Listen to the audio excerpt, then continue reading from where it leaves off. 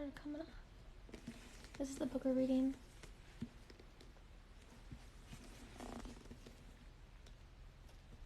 A Wrinkle in Time.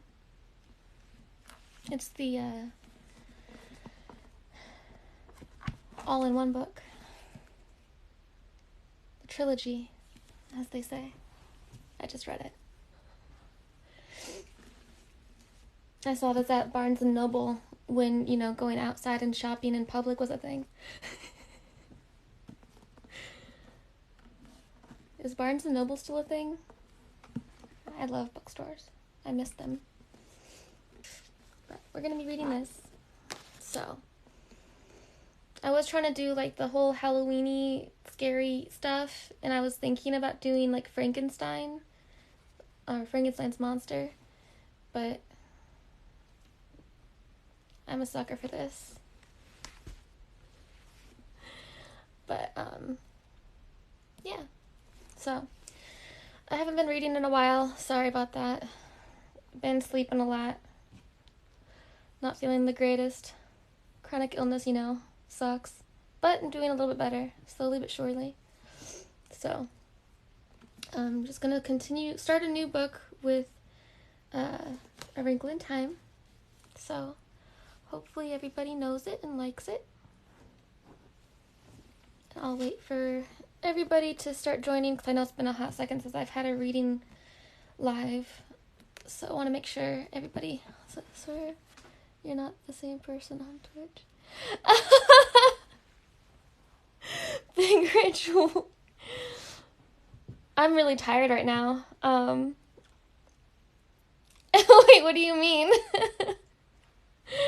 You're not the same person on Twitch. What do you mean? Oh gosh. Oh, you're so funny. That's a good one. I like that one. I like that line.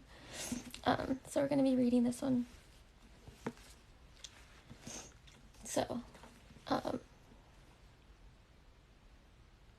be reading A Wrinkle in Time. Once I figure out what Big Rich means by I'm not the same person. That is true plans under the feeling they have never. I'm gonna have to add those to my lines. Nope, I just started. NJ, I just started. Welcome. Big Rich, what are you talking about? Why? Is it like, do I look different? I mean, sometimes I wear the wigs and everything on Twitch for funsies, but aren't you glad they don't tax you? You would think that they would be taxing people for that. They tax you for everything else.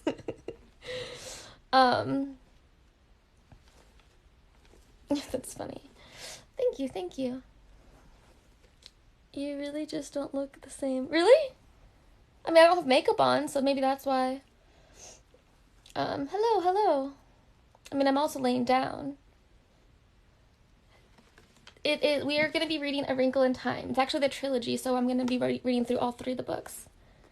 My accent? I have an accent? Oh no, what's my accent?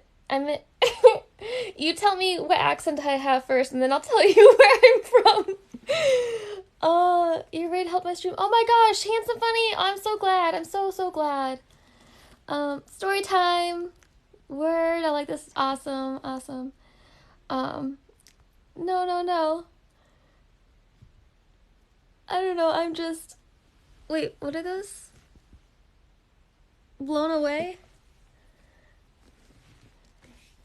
Then your game gonna think... no, then you're gonna think I'm mean. No!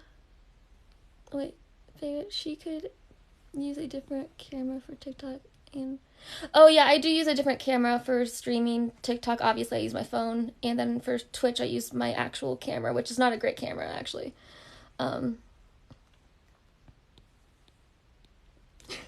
Like, bad different? Like, do I look bad on Twitch? Or do I look bad here? Oh my goodness. I stream typically Mondays, Wednesdays, and Friday nights. I like your energy. I'll stick. Aw, thank you. That means so much. My mom taught me how to swim at 10, but I can't help myself drowning in your eyes. I like that one. Wrinkle in Time is one of the best. Yes, for sure. All right. First was because I didn't know she was a gamer. The phone cameras are pretty good. Yeah, the phone cameras is way better. And I tried to invest in like a decent like camera for my streaming. But it's not the greatest. Nothing but love, respect, support, positivity. Thank you, Big Reg. I will not get it. Okay, we'll be there today, right? What's today? I don't know what today is. So Friday, yes. I'll be there tonight. Read to us. I will. Thank you. Thank you. Okay. Friday, yes. Okay, so I will be reading, I'll be reading now, and I'll be streaming later tonight.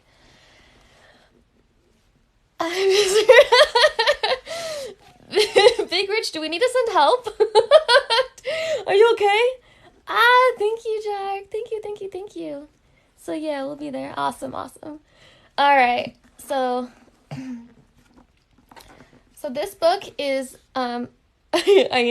this is so seriously comfy. I actually got this. It was part of a wardrobe for one of the music videos I was in that's going to be released super soon, and I saw like the first round of edits done on it, and oh my gosh, I cannot wait to share it with you guys. But this was one of the outfits that they provided for me, and I got to keep all the clothes, and they're actually really cute and comfortable. Thank you for the flower art, NJ. Never change that. I don't plan on it. Thank you. So this is a 3-book book. Like it's a trilogy, so there's actually 3 books in here. But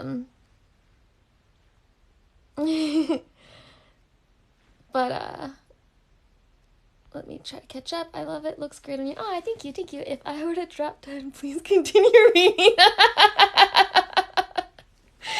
Okay, sounds good. I'm gonna start being hired for like eulogy readings, I guess, huh? Oh, NJ, since you gave me a rose, so this is a cool thing I started doing. Each book that I read, I got this bookmarks. One of my streamer friends, thank you,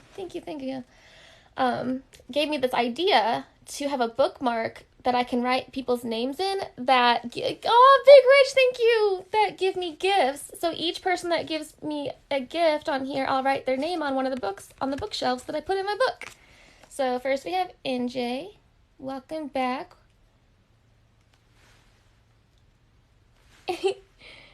Thank you. And then we have Big Rich. 805.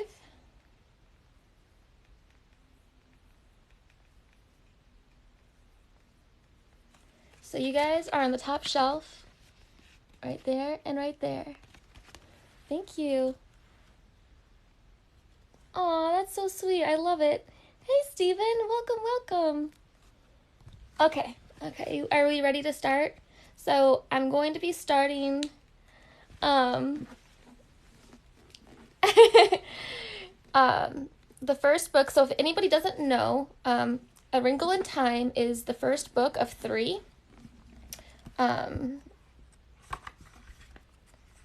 And yes, they made a movie. No, don't watch it. All right, so the first book is A Wrinkle in Time, and the second book is A Wind in the Door, and the third book is A Swiftly Tilting Planet. So, if you're not familiar, buckle up. It's A Wrinkle in Time.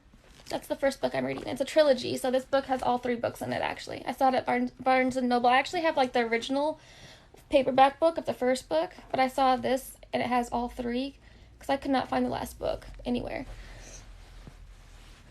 Yeah, I'm reading to you guys. It's a bedtime story, so be prepared. Okay? Sorry, my hair is wet, so I keep having to, like, move it.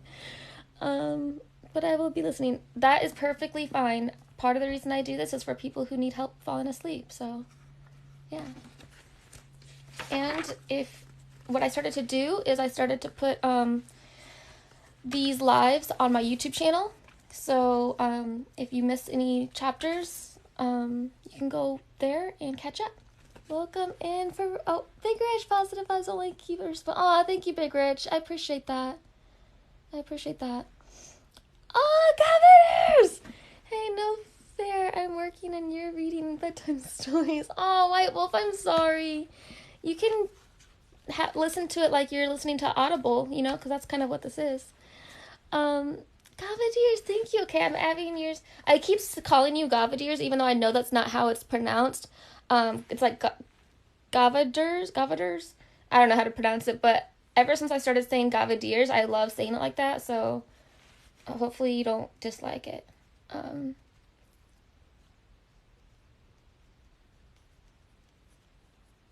Okay, you're right there for sending me the gift. You're from Pennsylvania? Hello, welcome. Little dream of you.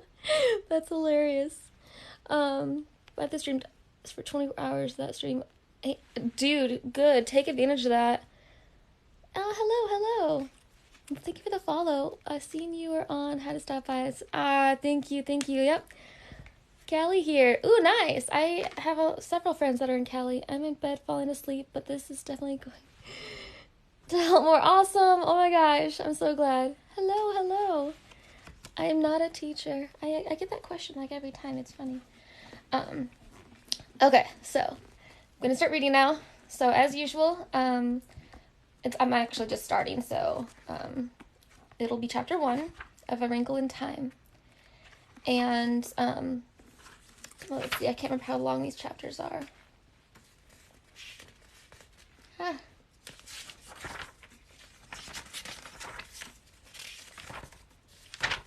Okay, they're fairly long chapters, so I'll probably like take a break in between chapters.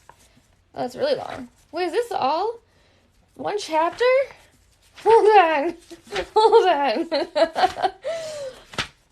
Oh, I skipped it. Okay, I missed it. Okay. I'm like, I hope there's a chapter 2 in there somewhere.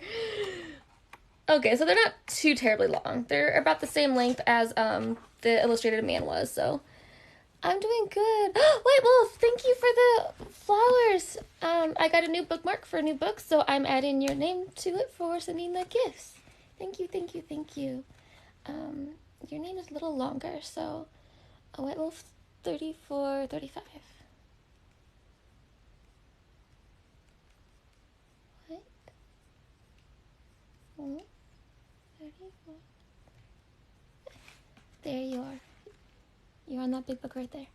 Iris! Monster! Oh my goodness, thank you. Okay, you're going to be on this book. Thank you for the gift. Irish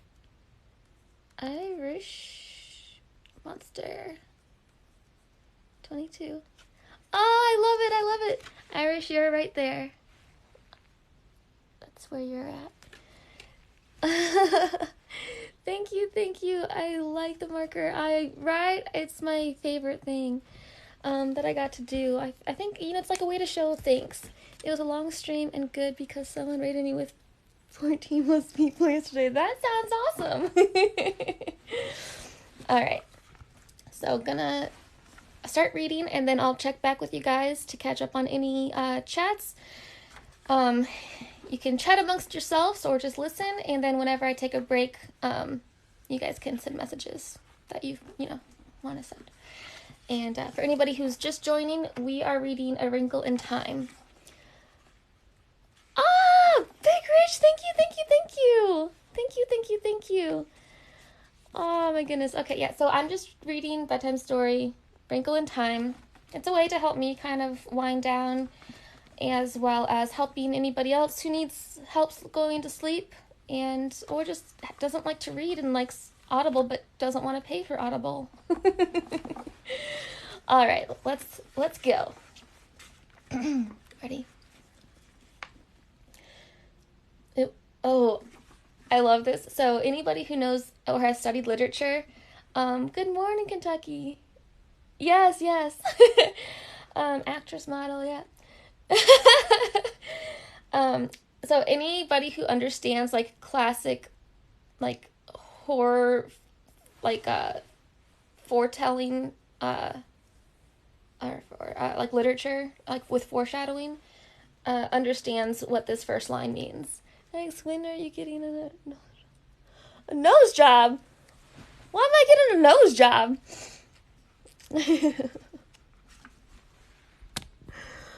What the hell?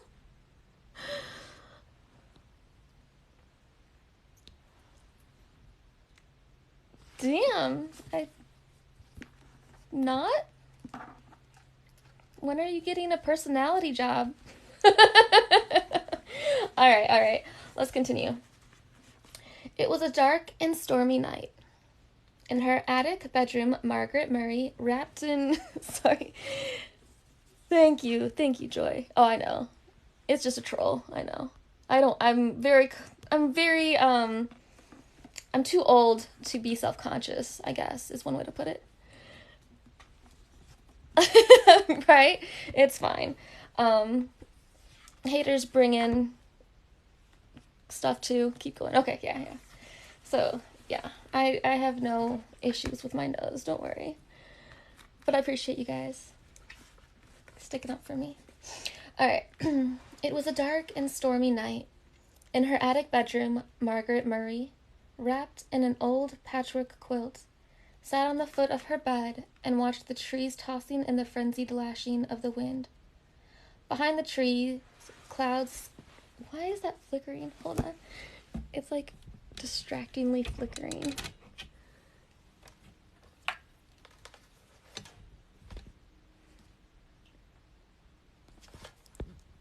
It's like horror. It's a horror movie. I don't know why it's flickering. It's my light here. It's like a strobe light. Let me try to turn off and on again. Did not fix it. That just makes it worse. Sorry. I'm so easily distracted. Sorry, guys.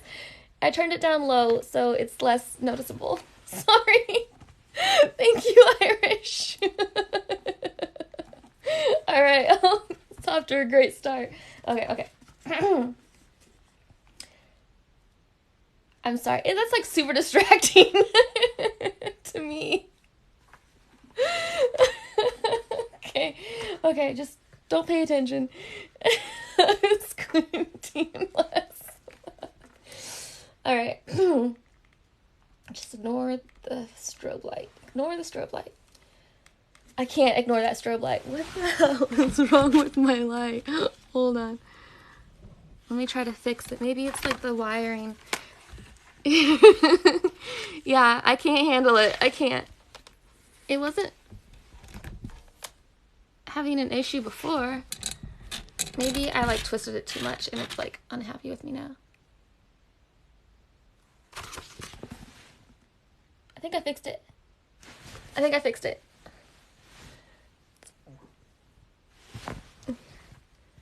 Maybe that's it. I think it's good now. Awesome, okay. It was just the wiring. I think because it's like a twist one, so don't breathe. I didn't.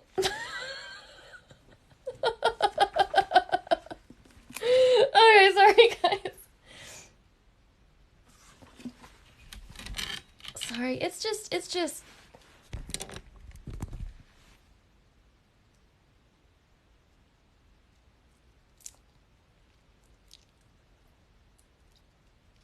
so I'm so sorry, but like my brain cannot handle that.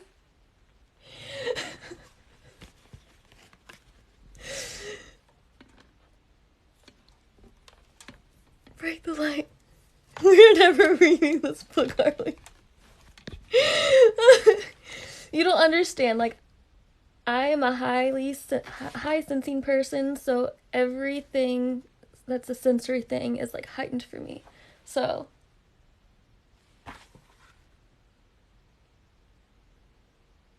it's not as bad.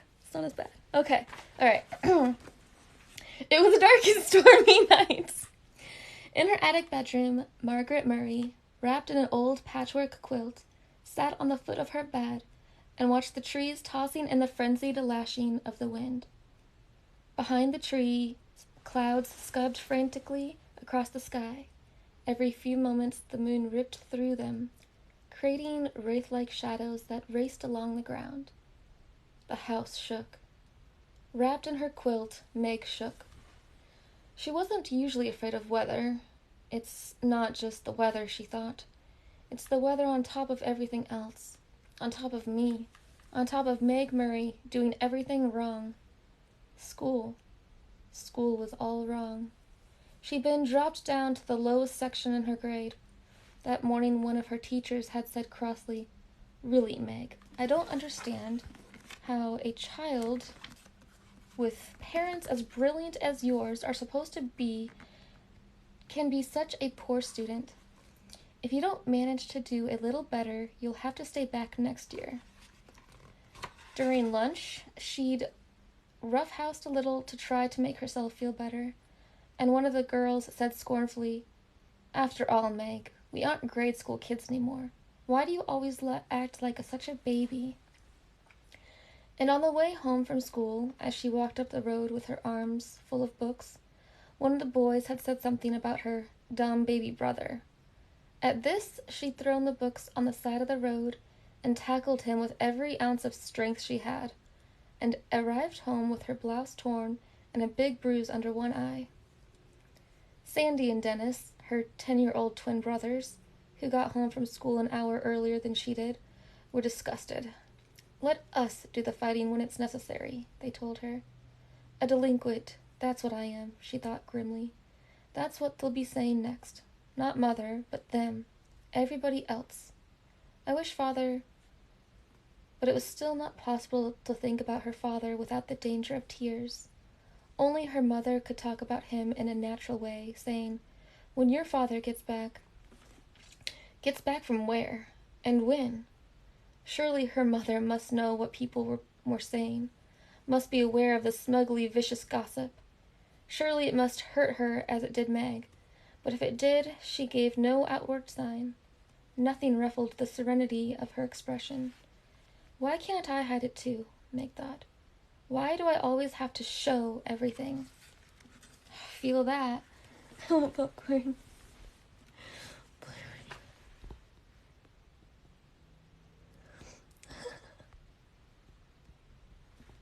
Alright. The window rattled madly in the wind, and she pulled the quilt close about her. Curled up on one of her pillows, a gray fluff of a kitten yawned, showing its pink tongue, tucked its head under again, and went back to sleep. Everybody was asleep. Everybody except Meg, even Charles Wallace, the dumb baby brother, who had an uncanny way of knowing when she was awake and unhappy, and who would come, so many nights, tiptoeing up the attic stairs to her. Even Charles Wallace was asleep. How could they sleep? All day on the radio there had been hurricane warnings. How could they leave her up in the attic in a rickety brass bed, knowing that the roof might be blown right off the house, and she tossed out into the wild night sky to land who knows where? Her shivering grew uncontrollable. "You asked to have the attic bedroom," she told herself savagely. "Mother lets you have it because you're the oldest. It's a privilege, not a punishment." "Not during a hurricane it isn't a privilege," she said aloud. She tossed the quilt down on the foot of the bed and stood up. The kitten stretched luxuriously and looked up at her with huge, innocent eyes. "Go back to sleep," Meg said. "Just be glad you're a kitten and not a monster like me." She looked at herself in the wardrobe mirror and made a horrible face, bearing a mouthful of teeth covered with braces. Automatically she pushed her glasses into position, ran her fingers through her mouse-brown hair, so that it stood wildly on end, and let out a sigh almost as noisy as the wind. "Ah, thank you, thank you, thank you. Good evening, good evening."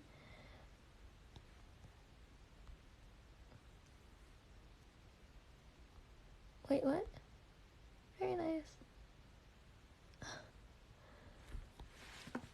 I'm reading a children's book, so I don't think TikTok would allow erotica reading. At least I hope not. It's not that kind of stream, okay? Yeah, I guess the evening, that's... Alright. The wide wooden floorboards were cold against her feet. Wind blew in the crevices about the window frame, in spite of the protection the storm sash was supposed to offer. She could hear wind howling in the chimneys. From all the way downstairs, she could hear Fortinbras, the big black dog, starting to bark. He must be frightened, too. What was he barking at? Fortinbras never barked without reason. Suddenly, she remembered that when she had gone to the post office to pick up the mail, she'd heard about a tramp who was supposed to have stolen 12 sheets from Mrs. Buncombe, the constable's wife. They hadn't caught him, and maybe he was heading for the Murray's house right now, isolated on a back road as it was, and this time maybe he'd be after more than sheets. Meg hadn't paid much attention to the talk about the tramp at the time, because the postmistress, with a sugary smile, had asked if she'd heard from her father lately. She left her little room and made her way through the shadows of the main attic, bumping against the ping-pong table. Now I'll have a bruise on my hip on top of everything else, she thought. Next, she walked into her old doll's house. Charles Wallace's rocking horse, the twins' electric trains. Why must everything happen to me? She demanded of a large teddy bear. At the foot of the attic stairs, she stood still and listened. Not a sound from Charles Wallace's room on the right. On the left, in her parents' room, not a rustle from her mother sleeping alone in the great double bed. She tiptoed down the hall and into the twins' room, pushing again at her glasses as though they could help her to see better in the dark. Dennis was snoring. Sandy murmured something about baseball and subsided. The twins didn't have any problems. They weren't great students, but they weren't bad ones either. They were perfectly content with a succession of B's and an occasional A or C. They were strong and fast runners, and good at games. And when cracks were made about anybody in the Murray family, they weren't made about Sandy and Dennis. She left the twins' room and went on downstairs, avoiding the creaking 7th step. Fortinbras had stopped barking. It wasn't the tramp this time, then. Fort would go on barking if anybody was around. But suppose the tramp does come. Suppose he has a knife. Nobody lives near enough to hear if we screamed and screamed and screamed. Nobody'd care anyhow. I'll make myself some cocoa, she decided. That'll cheer me up. And if the roof blows off, at least I won't go off with it. In the kitchen, a light was already on, and Charles Wallace was sitting at the table drinking milk and eating bread and jam. He looked very small and vulnerable, sitting there alone in the big old-fashioned kitchen. A blond little boy in faded blue, Dr. Denton's, his feet swinging a good 6 inches above the floor. "Hi," he said cheerfully. "I've been waiting for you." From under the table where he was lying at Charles Wallace's feet, hoping for a crumb or two, Fortinbras raised his slender, dark head in greeting to Meg, and his tail thumped across the floor. Fortinbras had arrived on their doorstep, a half-grown puppy, scrawny and abandoned, one winter night. He was, Meg's father had decided, part Llewellyn setter and part greyhound, and he had a slender, dark beauty that was all his own. Good. I might like, what? Wait, hold on, make sure I got that right. Oh, I missed one. "Why didn't you come up to the attic?" Meg asked her brother, speaking as though he were at least her own age. "I've been scared stiff." "Too windy up in that attic of yours," the little boy said. "I knew you'd be down. I put some milk on the stove for you. It ought to be hot by now." How did Charles Wallace always know about her? How could he always tell? He never knew or seemed to care about Dennis or Sandy and what they were thinking. It was his mother's mind and Meg's that he probed with frightening accuracy. Was it because people were a little afraid of him that they whispered about the Murray's youngest child, who was rumored to be not quite bright? I've heard that clever people often have subnormal children, Meg once overheard. The two boys seemed to be nice, regular children, but that unattractive girl and the baby boy certainly aren't all there. It was true that Charles Wallace seldom spoke when anybody was around, so that many people thought he'd never learn to talk. And it was true that he hadn't talked at all until he was almost 4. Meg would turn white with fury when people looked at him and clucked, shaking their heads sadly. "Don't worry about Charles Wallace, Meg," her father had once told her. Meg remembered it very clearly because it was shortly before he went away. "There's nothing the matter with his mind. He just does things in his own way, and in his own time." "I don't want him to grow up to be dumb like me," Meg said. "Oh, darling, you're not dumb," her father answered. "You're like Charles Wallace. Your development has to go at its own pace. It just doesn't happen to be the usual pace." "How do you know?" Meg had demanded. "How do you know I'm not dumb? Isn't it just because you love me?" "I love you, but that's not what tells me. Mother and I have given you a number of tests, you know." Yes, that was true. Meg had realized that some of the games her parents played with her were tests of some kind, and that there had been more for her and Charles Wallace than for the twins. IQ tests, you mean? "Yes, some of them." "Is my IQ okay?" "More than okay." "What is it?" "That I'm not going to tell you, but it assures me that both you and Charles Wallace will be able to do pretty much whatever you like when you grow up yourselves. You just wait till Charles Wallace starts to talk, you'll see." How right he had been about that, though he himself had left before Charles Wallace began to speak. Suddenly, with none of the usual baby preliminaries, using entire sentences. How proud he would have been. "You'd better check the milk," Charles Wallace said to Meg, now, his dictation clearer and cleaner than that of most 5-year-olds. "You know you don't like it when it gets a skin on top." "You put in more than twice enough milk." Meg peered into the saucepan. Charles Wallace nodded serenely.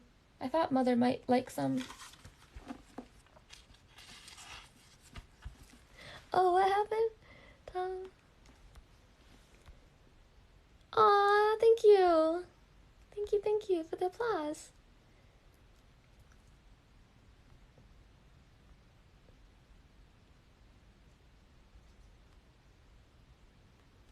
Satan, there's a picture right here.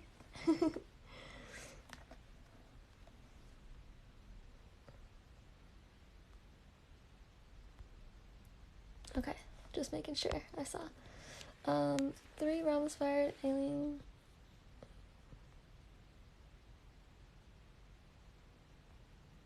Thanks, B. I gotta do my rounds. Awesome, I appreciate it.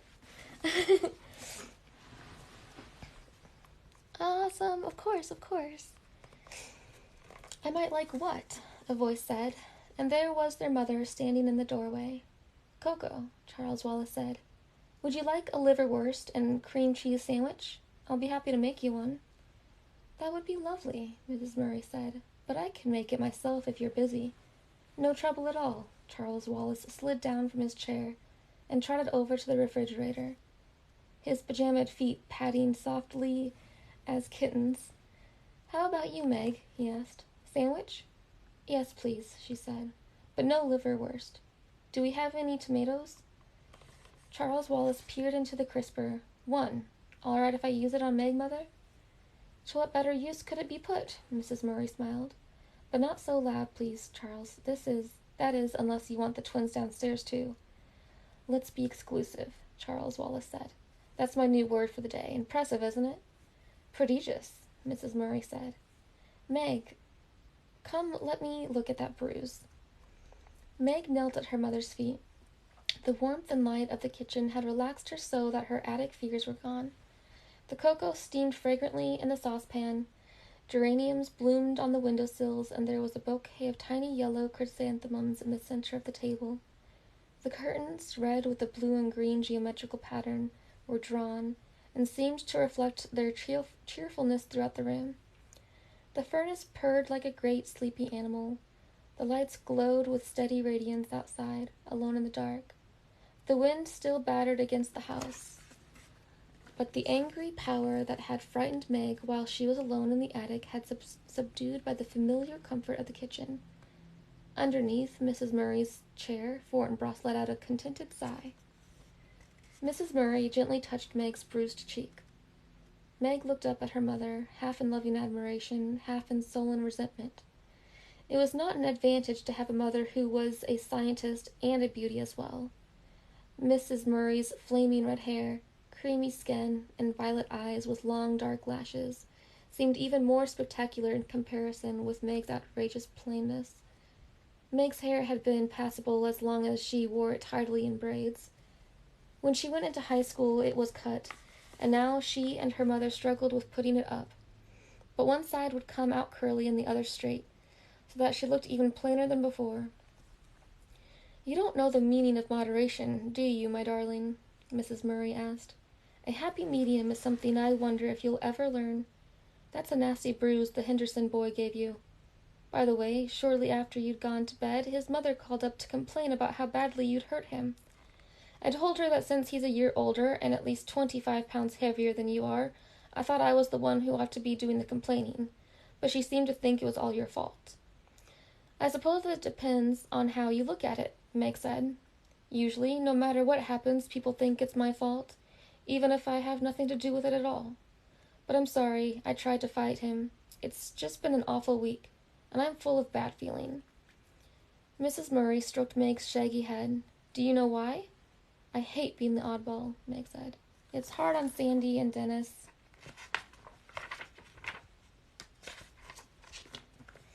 Too. I don't know if they're really like everybody else or if they're just able to pretend they are. I try to pretend, but it isn't any help. "You're much too straightforward to be able to pretend to be what you aren't," Mrs. Murray said. "I'm sorry, Meglet. Maybe if Father were here to help, he could help you, but I don't think I can do anything till you've managed to plow through some more time. Then things will be easier for you, but that isn't much help right now, is it? Maybe if I weren't so repulsive looking, maybe if I were pretty like you." "Mother's not a bit pretty, she's beautiful," Charles Wallace announced, slicing liverwurst. "Therefore I bet she was awful at your age." "How right you are," Mrs. Murray said. "Just give yourself time, Meg." "Lettuce on your sandwich, Mother?" Charles Wallace asked. "No, thanks." He cut the sandwich into sections, put it on a plate, and set it in front of his mother. "Yours will be along in just a minute, Meg. I think I'll talk to Mrs. Whatsit about you." "Who's Mrs. Whatsit?" Meg asked. "I think I want to be exclusive about her for a while," Charles Wallace said. "Onion salt?" "Yes, please." "What's Mrs. Whatsit stand for?" Mrs. Murray asked. "That's her name," Charles Wallace answered. "You know the old shingled house back in the woods that the kids won't go near because they say it's haunted? That's where they live." "They?" "Mrs. Whatsit and her two friends. I was out with Fortinbras a couple of days ago. You and the twins were at school, Meg. We liked to walk in the woods, and suddenly he took after a squirrel, and I took off after him, and we ended up by the haunted house. So I met them by accident, as you might say." "But nobody lives there," Meg said. "Mrs. Whatsit and her friends do. They're very enjoyable." "Why didn't you tell me about it before?" Mrs. Murray asked. "And you know you're not supposed to go off our property without permission, Charles." "I know," Charles said. "That's one reason I didn't tell you. I just rushed off after Fortinbras without thinking, and then I decided, well, I'd better save them for an emergency anyhow." A fresh gust of wind took the house and shook it, and suddenly the rain began to lash against the windows. "I don't think I like this wind," Meg said nervously. "We'll lose some shingles off the roof, that's certain," Mrs. Murray said. "But this house had stood for almost 200 years, and I think it will last a little longer, Meg. There's been many a high wind up on this hill." "But this is a hurricane," Meg wailed. "The radio kept saying it was a hurricane." "It's October," Mrs. Murray told her. "There have been storms in October before." As Charles Wallace gave Meg her sandwich, Fortinbras came out from under the table. He gave a long, low growl, and they could see the dark fur slowly rising on his back. Meg felt her own skin prickle.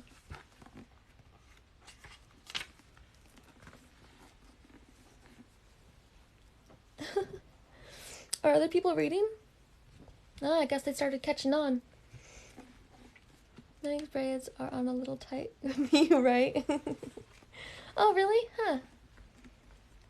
As far as I knew, I was the first one started to do the reading, so I guess everybody else started to do it. I guess I started a trend.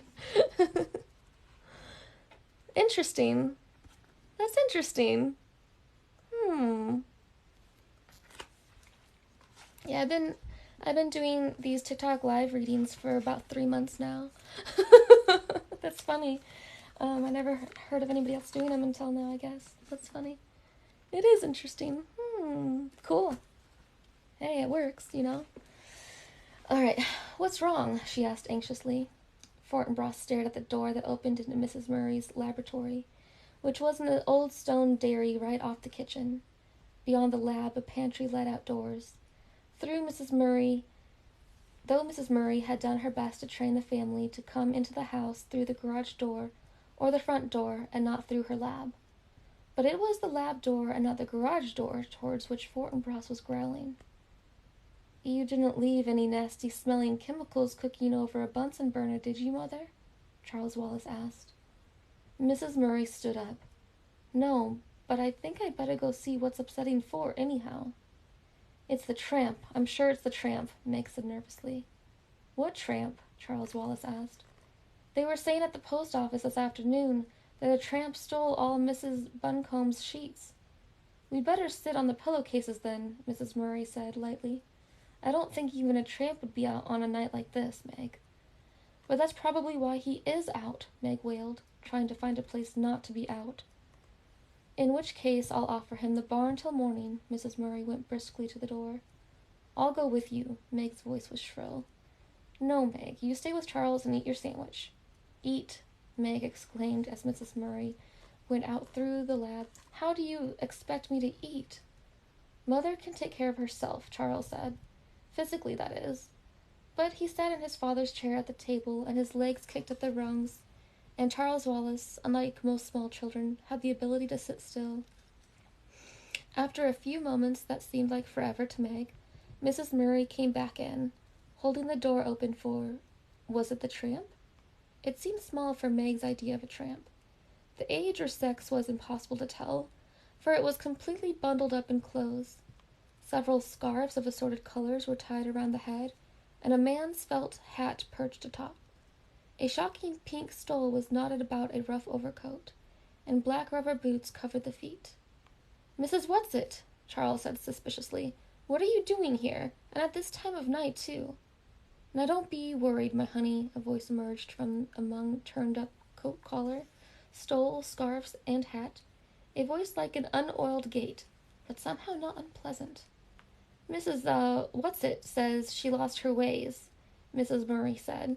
Would you care for some hot chocolate, Mrs. Whatsit? Charmed, I'm sure, Mrs. Whatsit answered, taking off the hat and the stole. It isn't so much that I lost my way as that I got blown off course. And when I realized that I was at little Charles Wallace's house, I thought I'd just come in and rest a bit before proceeding on my way. How did you know this was Charles Wallace's house? Meg asked. By the smell. Mrs. Whatsit untied a blue and green paisley scarf, a red and yellow flowered print, a gold Liberty print, a red and black bandana.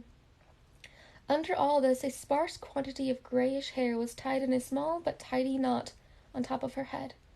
Her eyes were bright, her nose a round, soft blob, her mouth puckered like an autumn apple. My, but it's lovely and warm in here, she said. Do sit down, Mrs. Murray indicated a chair. Would you like a sandwich, Mrs. Whatsit? I've had liverwurst and cream cheese. Charles has had bread and jam, and Meg lettuce and tomato. Now, let me see, Mrs. Whatsit pondered. I'm passionately fond of Russian caviar. You Pete! Charles cried indignantly. We're saving that for Mother's birthday, and you can't have any. Mrs. Whatsit gave a deep and pathetic sigh. No, Charles said. Now, you mustn't give in to her, Mother, or I shall be very angry. How about tuna fish salad? All right, Mrs. Whatsit said meekly. I'll fix it, Meg offered, going to the pantry for a can of tuna fish. Oh, hold on.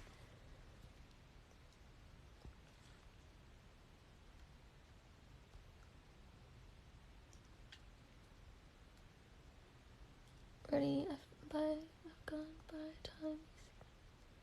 Aw. Oh, that's so sweet. We are reading A Wrinkle in Time. A lot of chores. Sounds good. Awesome. Awesome.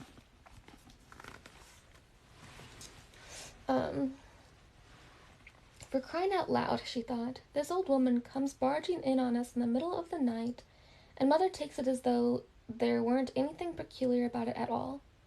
I'll bet she is the tramp. I'll bet she did steal those sheets. And she's certainly no one Charles Wallace ought to be friends with, especially when he won't even talk to ordinary people. I've only been in the neighborhood a short time, Mrs. Whatsit was saying as Meg switched off the pantry light and came back into the kitchen with the tuna fish. And I didn't think I was going to like the neighbors at all until dear little Charles came over with his dog. Mrs. Whatsit, Charles Wallace demanded severely, why did you take Mrs. Buncombe's sheets? Well, I needed them, Charles dear. You must return them at once. But Charles dear, I can't. I've used them. Awesome. I'm glad. Awesome. Good. Oh, Outlaw. Thank you. I like to, and whenever somebody gives me a gift, I add their name on my bookmark. Thank you. Outlaw 1987.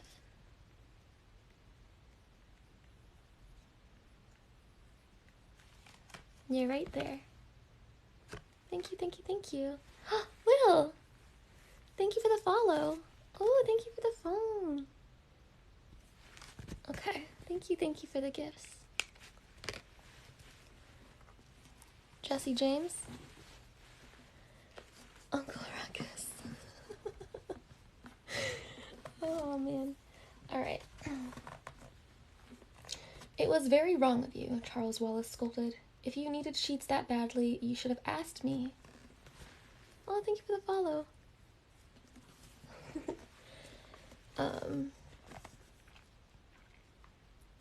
Mrs. Whatsit shook her head and clucked. You can't spare any sheets. Mrs. Buncombe can. Meg cut up some celery and mixed it in with the tuna. After a moment's hesitation, she opened the refrigerator door and brought out a jar of little sweet pickles. Though why I'm doing it for her, I don't know, she thought, as she cut them up. I don't trust her one bit.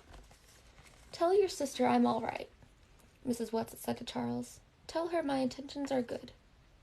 The road to hell is paved with good intentions, Charles intoned.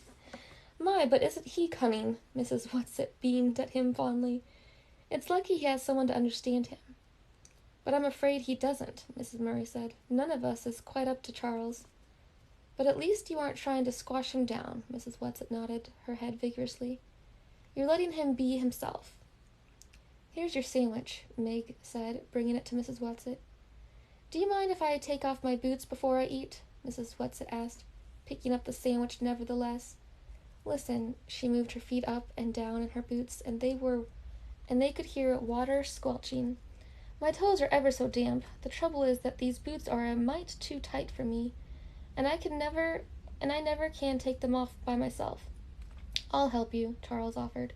Not you, you're not strong enough.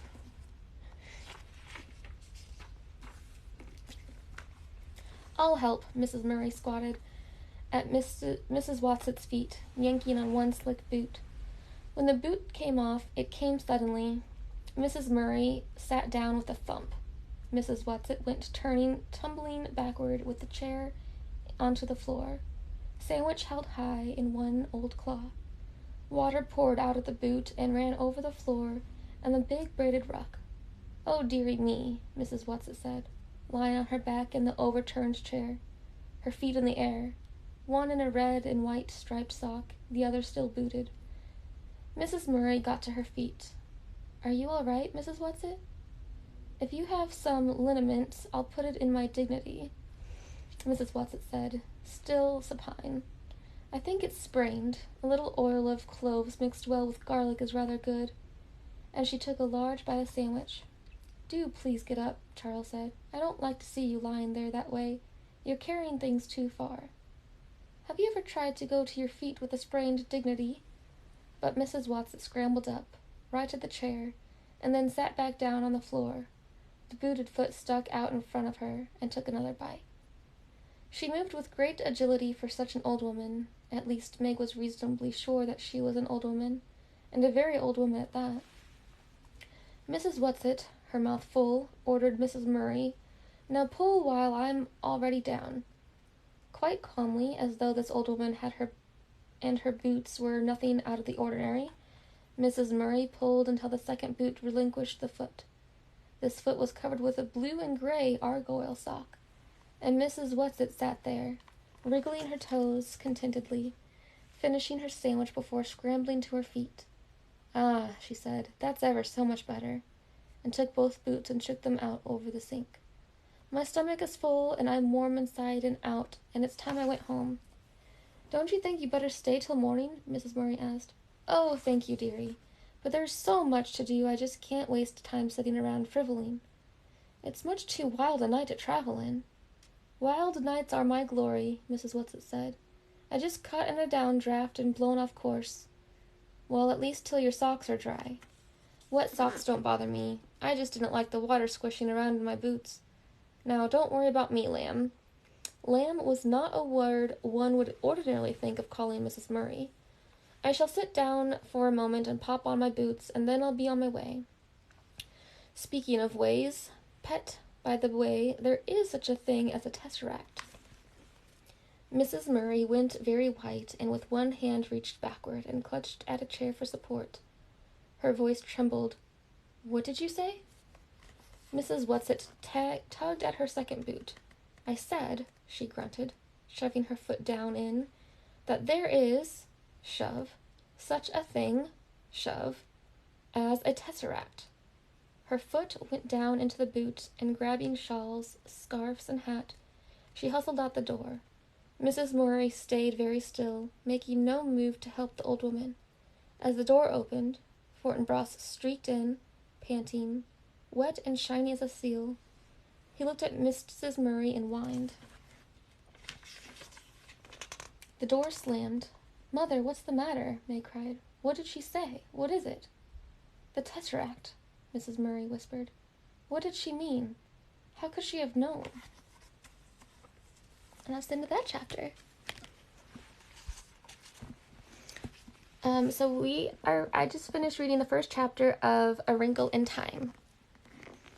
So, I usually do my readings on TikTok. I try to do them every night, sometimes every other night. I've been gone for like a week, because I've been sleeping a lot. I have like a really, really bad vitamin deficiency, in part from the chronic illness I deal with. So I've been resting a lot, but I'm on medicine that's helping my energies come back. So this is my first day back from the last time I was reading, like last week. Thank you, entered. Awesome. You next, Poe.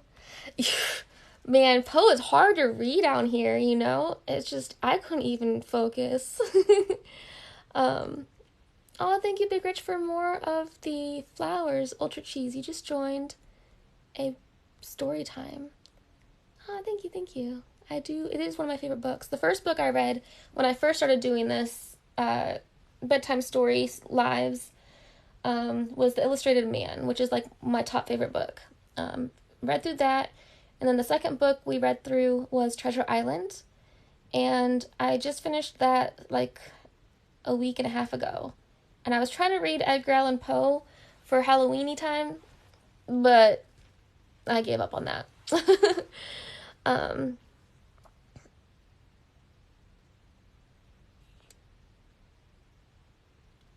But thank you, Outlaw, for the applause. Thank you. Trying to catch up. Hello there. How are you doing? I'm doing good. I love poetry and love writing poems. Outlaws, thank you for the phone. Yeah, it's just too interesting. Thank you. I'm glad you like it.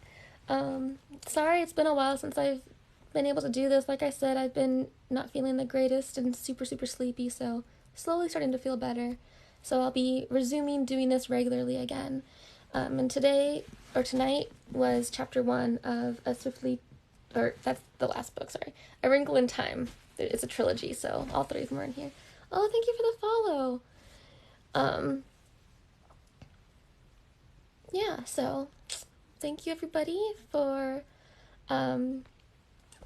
coming in and following me and sending the likes. Thank you for the gifts. I super, super appreciate the gifts. They help me so much.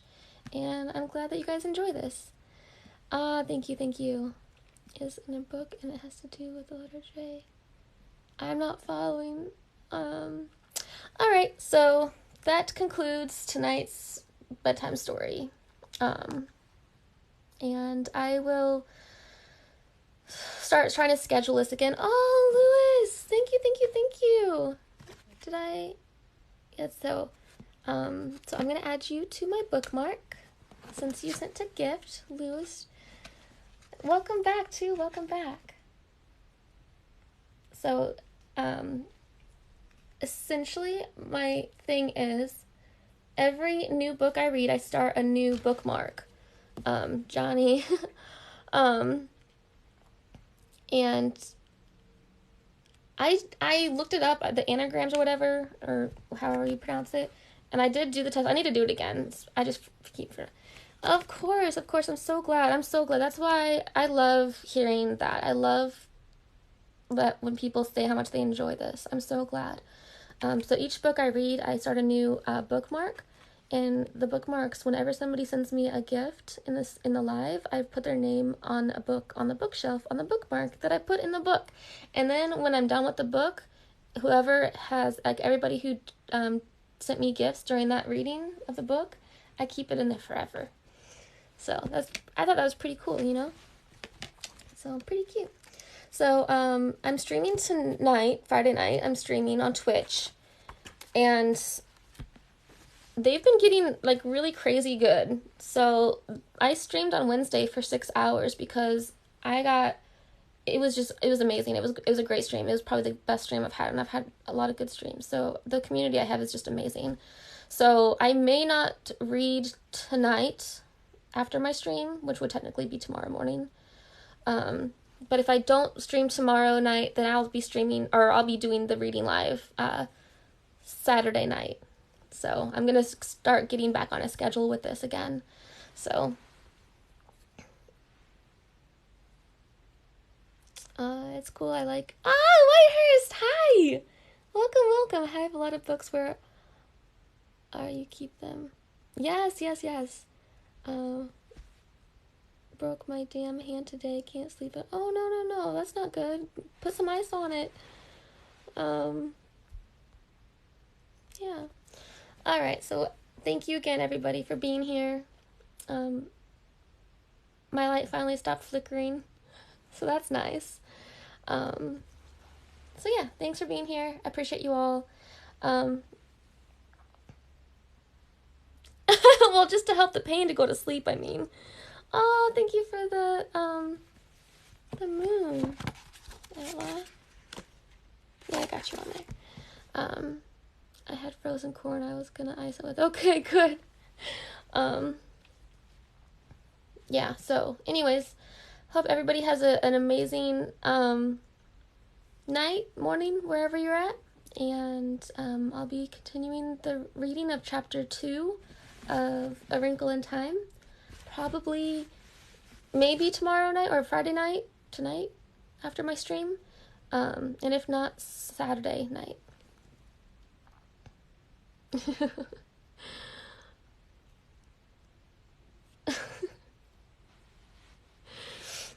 Alright, good night, guys.